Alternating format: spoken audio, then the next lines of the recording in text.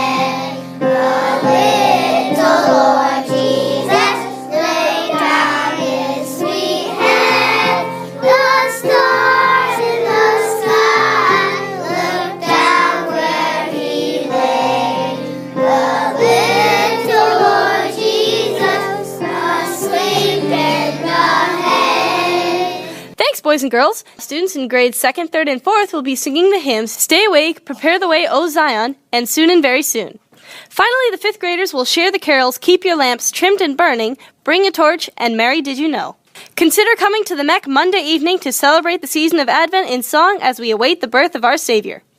For Marquette in Motion, this has been Justina Denlinger. Thanks, Justina. Now, here are the guys with the sports report. Thanks, girls. Before we get into this week in sports, let's catch up from last week. Last Friday, November 30th, the JV and varsity basketball teams traveled to Alburnett to take on the Pirates. Here, the JV girls came away with a victory while the JV boys were not able to come out on top. 6 o'clock began varsity action, with the varsity girls winning 53-37 on Tori Mickles' 21 points and 17 rebounds. The varsity boys game was held close the entire time, but Marquette fell just short in the end. The next day, December 1st, Marquette turned around to take on Bellevue at home. JV action kicked off at noon. Here, the Mohawks were defeated in both the girls' and boys' games. After a break for the church crowd, varsity action began with girls at 6 p.m. later that evening. The Marquette girls game, despite a huge effort, ended with a 3-point Mohawk loss. The varsity boys' game was last, and it was definitely not the least. The game went back and forth between the crosstown rivals the entire time, staying within 5 points for the entire fourth quarter. Marquette went into the last minute with a 2-point lead, but with a 3-pointer made by Bellevue with seconds left, the Marquette guys simply didn't have enough time left on the clock to better the final score, losing a great game 55-56. To begin this week, the Marquette teams took on Durant at home Monday evening. JV girls started at 4:30 with a great victory and the JV boys fouled. However, they were defeated by a fierce Durant team. With varsity action at 6, the girls put away another win against a formidable 2A team, while the boys again could not quite come out on top. The next day, Tuesday, December 4th, the basketball teams turned around for their 5th game within 1 week, taking on Maquoketa Valley at home. In this action, the JV and varsity girls both took home victories, while the boys' teams came up just short once again. Friday, the teams traveled to take on Northland, and today Marquette is welcoming Edgewood-Colesburg. Those games are beginning at noon for JV and 1:30 for varsity. And we'll be beginning with those results in next week's edition. For Marquette in Motion, this is Jeb Schwager And Garrett Krieg with your Marquette Sports Report. Thanks, guys. Don't go away. We'll be back with more Marquette in Motion after the break. Welcome back to Marquette in Motion. Here now is Luke Keys interviewing senior Sydney Jacobs. Hello, listeners. This is Luke Keys for Marquette in Motion, for a segment in which we call Meet Marquette. Today I will be interviewing Sydney Jacobs, who is a senior in high school here at Marquette. Sydney, thank you so much for being here. No problem. And Sydney, do you know what you will be doing after high school?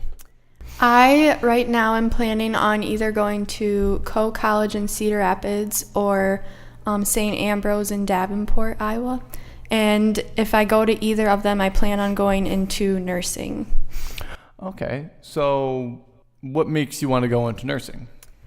I've always been really interested in the human body and just how it works and stuff, so that kind of got me started in like the medical area. And then I really enjoy caring for people and like working with people directly and forming relationships. So I think nursing would be a good fit for me. So do you have any family members who are nurses or anything like that? No, I don't. My sister works at a doctor's office, so she kind of has connections with nurses and she'll tell me stories, but she's not a nurse herself.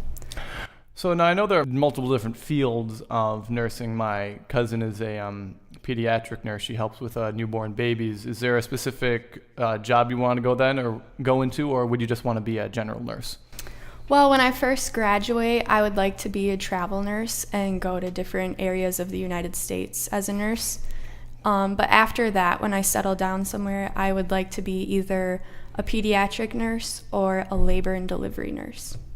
Okay, so labor and delivery is helping with childbearing and everything like that. Yep. And so you said that you wanted to travel as a traveling nurse. What makes you want to do that?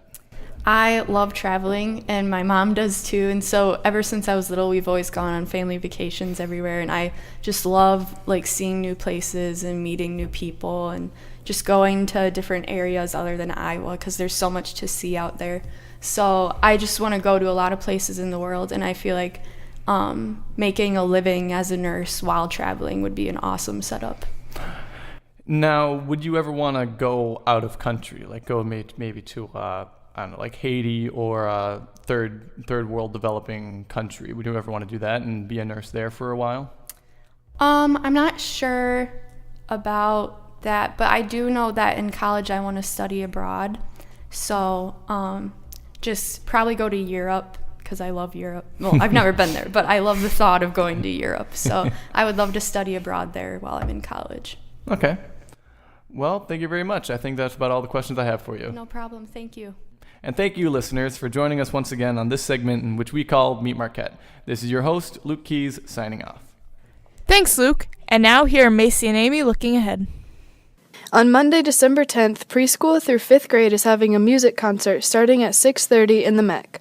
On Tuesday, all high school teams will be playing Lisbon at home with JV starting at 4:30 and varsity starting at 6. Wednesday, there will be a youth group meeting in the rectory basement at 7:30. On Friday, all high school teams will be playing at Midland High School with JV starting at 4:30 and varsity starting at 6. For Looking Ahead, this has been Macy Kramer And Amy Sieverding for Marquette in Motion. Thank you, girls, and I think you may have forgotten to mention that today the Mohawks play Edco in the MEC. The JV begins at noon and the varsity begins at 1:30. And it looks like basketball is a busy schedule. And I'm sure you do too, so thank you for taking time out of your busy schedule to spend some time with us. For Marquette in Motion, this has been Miranda Peters. And Hallie Kilberg. And remember, Stay informed, stay involved. stay in motion.